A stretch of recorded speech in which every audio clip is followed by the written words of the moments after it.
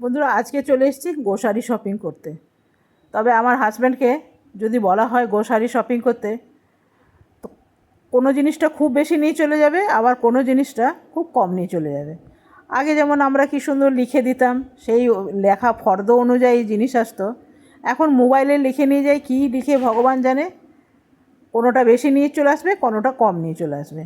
এই জন্যে ভেবেছি আমিও যাব। তো কেওড়া ওয়াটার নিয়ে নিলাম, বিরিয়ানি টিরিয়ানি করতে লাগে। আর নিয়ে নিলাম কফি, শীতকালে একটু কফি খেতে ভালোই লাগে। তবে এই কফির সাথে পেয়েছি কফি কাপও, আপনাদের বাড়ি গিয়ে অবশ্যই দেখাবো। নানা রকম এখন শীতের জন্য ক্রিম এসছে, হেয়ার কালার এসছে। তবে আমার হেয়ার কালার করার খুব ইচ্ছে জানেন, প্রায়ই ভাবি করব করব করে করার হয় না। এইবার ভেবেছি করব অবশ্যই।